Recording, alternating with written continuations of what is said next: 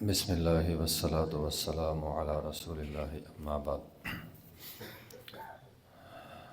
7واں پارہ، اس میں ایک تو اللہ تعالیٰ نے قسم کے حوالے سے بیان کیا ہے۔ قسم کے حوالے سے پہلی بات تو یہ ہے کہ آدمی کو خواہ مخواہ قسمیں نہیں اٹھانی چاہیے۔ چھوٹی چھوٹی بات اللہ کی قسم غلط بات ہے۔ دوسری بات یہ ہے کہ اگر بعض اوقات بندے نے قسم اٹھا لی اور پھر اسے لگا کہ جس بارے میں میں نے قسم اٹھائی یہ کام اچھا نہیں ہے، دوسرا کام اچھا ہے، تو قرآن یہ کہتا ہے کہ آدمی اپنی قسم کا کفارہ ادا کرے اور اچھا کام کر لے۔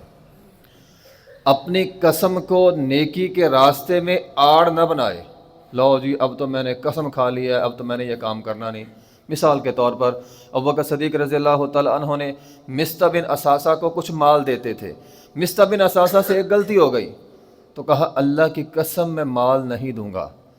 اللہ تعالیٰ نے آسمان سے قرآن نازل کیا، اے ابوبکر میں رب مصطح کو اس کی غلطی کے باوجود کھلا رہا ہوں، تو نے نہ کیوں کی؟ تو ابوبکر صدیق رضی اللہ تعالیٰ عنہ نے اپنی قسم کا کفارہ ادا کیا اور مصطح پہ جو خرچ کرتے تھے وہ خرچ جاری رکھا۔ تو قسم کو انسان کو آڑ نہیں بنانا چاہیے۔ بہرحال اگر قسم توڑنی پڑ جائے تو اس کا کفارہ ہے، یا تو آپ سب سے پہلے 10 مسکینوں کو کھانا کھلائیں گے، یا 10 مسکینوں کو کپڑے پہنائیں گے، یا جو ہے وہ ایک غلام، چونکہ آج کل غلام نہیں ہے تو پھر 3 دن کے روزے 3 دن کے روزے وہ رکھے گا جو 10 مسکینوں کو کھانا نہیں کھلا سکتا، غریب ہے، عام آدمی نہیں۔ جو 10 مسکینوں کو کھانا کھلا سکتا ہے وہ کھانا کھلائے گا، اور جو نہیں کھلا سکتا وہ 3 دن کے جو ہے وہ روزے رکھے گا۔ اس کے آگے اللہ تعالیٰ نے شراب کی حرمت بیان کی۔ ہر نشہ آور چیز، جس چیز کے اندر نشہ ہے وہ حرام ہے۔ اسی طرح فعال گری کرنا، لوگ چیزوں کو منحوس سمجھتے ہیں، ٹھیک ہے نا۔ مثال کے طور پر ہمارے معاشرے میں کیا چلتا ہے، صبح صبح اگر کوئی ادھار لینے آ گیا اور بھائی نہیں دینا، کیوں؟ اگر صبح صبح دے دیا سارا دن ادھار دینا پڑے گا۔ بات سمجھیں، ادھار نہ دینا یا نہ دینا یہ آپ کا مسئلہ ہے، لیکن ادھار کو منحوس نہ سمجھیں۔ نہیں دینا آپ کی مرضی ہے، آپ نہ دیں، لیکن یہ جملہ نہ بولیں کہ صبح صبح دے دیا تو سارا دن جو ہے وہ دینا پڑے گا۔ تو اس طرح منحوسیت، فعال گیری کرنا یہ مشرکین مکہ کا کام تھا، ہمارا کام جو ہے وہ نہیں ہے۔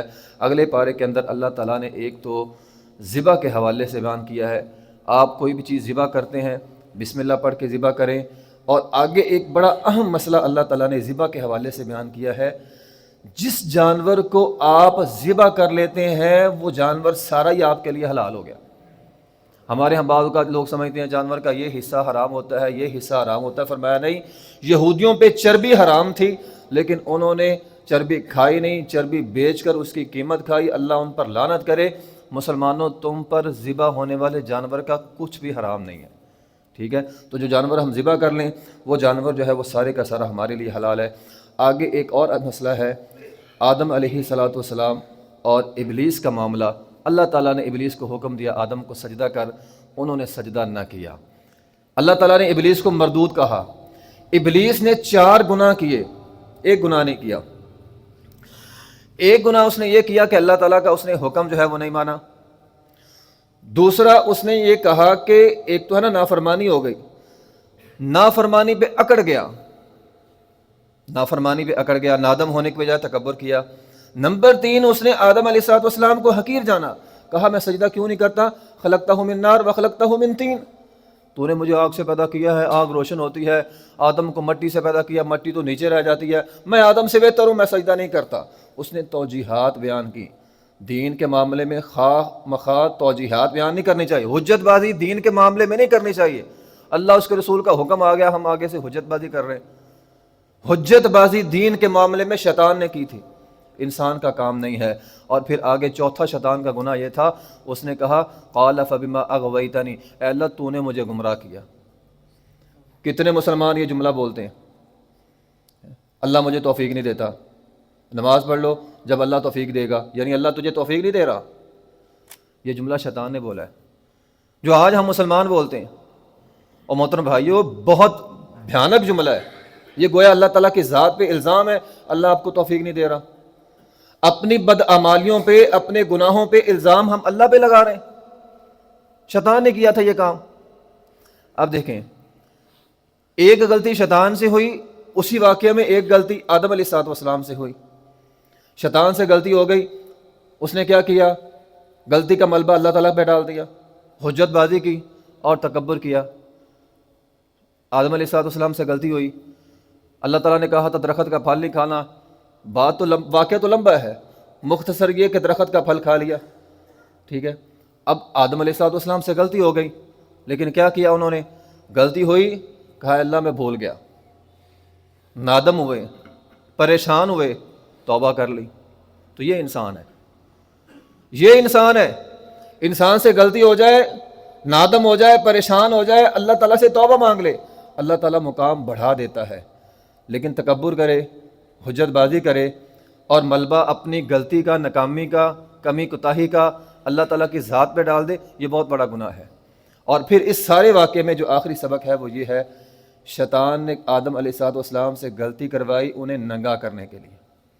قرآن کہتا ہے نا، جیسے ہی درخت کا پھل کھایا، ذاق الشجرہ، سارا کچھ لباس ختم ہو گیا اور شیطان خوش ہو گیا۔ اور محترم بھائیو، شیطان آپ کو ننگا کر کے خوش ہوتا ہے۔ اور آج آپ دیکھ لیں شیطان کتنا کامیاب ہو گیا۔ مرد تو مرد رہے، خواتین بھی، ایسا لباس پہننا جس سے جسم کے سارے اعضاء نظر آ رہے ہیں۔ فرمایا ایسی عورتوں پہ اللہ لعنت فرمائے، لباس پہننے کے باوجود ننگے۔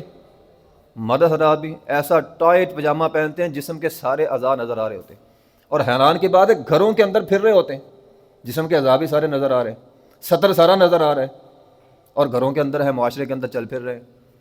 یہ کیسا مہذب معاشرہ ہے؟ اور شیطان نے ہمیں ننگا کیا ہوا ہے۔